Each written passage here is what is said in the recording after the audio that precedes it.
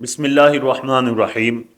تصوف کی دنیا کے بادشاہ حضرت معروف کرخی علیہ رحمہ ایک عیسائی گھرانے میں پیدا ہوئے تھے۔ مسلمان کیسے ہوئے؟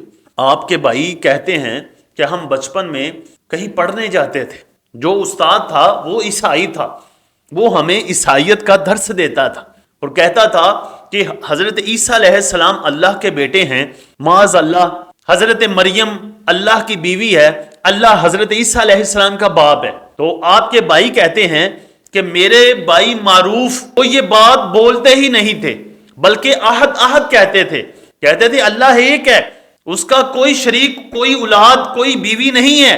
تو استاد اس کو مارتے تھے، لیکن میرا بھائی معروف کبھی بھی اپنی بات سے پیچھے نہیں ہٹتا تھا، عیسائیوں کی بات نہیں مانتا تھا۔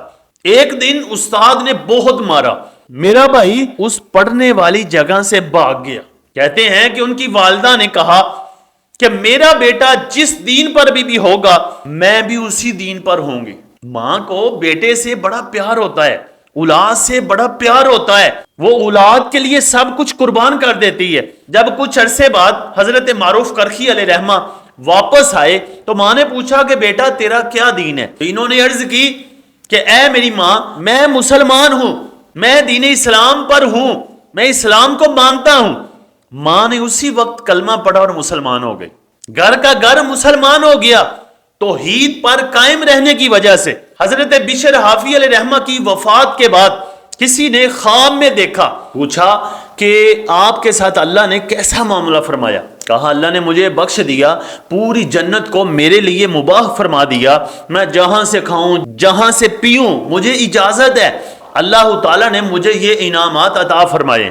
پوچھنے والے نے پوچھا کہ آپ کے بھائی حضرت امام احمد بن حنبل کہاں ہیں؟ کہتے ہیں کہ وہ جنت کے دروازے پر ہیں، وہ سنیوں کی شفاعت فرما رہے ہیں، کیونکہ جو عالم ہے وہ دنیا میں بھی لوگوں کی داد رسی کرتا ہے، اور جب دنیا سے جائے گا اس وقت بھی لوگوں کی سفارش کر کے جنتیں عطا فرمائے گا۔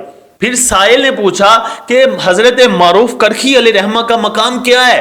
تو حضرت بشر حافی علیہ رحمہ نے کہا کہ ان کے درمیان اور ہمارے درمیان بہت سارے حجابات ہیں، کیونکہ حضرت معروف کرخی علیہ رحمہ جنت کے لالچ اور دوزخ کے خوف سے عبادت نہیں کرتے تھے، اللہ کی رضا کے لیے عبادت کرتے تھے۔ تو اللہ نے ان کو بہت بلند مقام دیا کہ ہمارے درمیان بھی حجابات ہیں، وہ اتنے بلند ہیں۔ ہمیں بھی توحید پر، اسلام پر پختہ رہنا چاہیے، چاہے حضرت معروف کرخی کی طرح مار کھانی پڑے، کہ بچپن میں چھوٹے سے بچے مار کھا رہے ہیں، تو اگر ہمیں اسلام کی خاطر تکلیف آئے تو دل چھوٹا نہیں کرنا چاہیے۔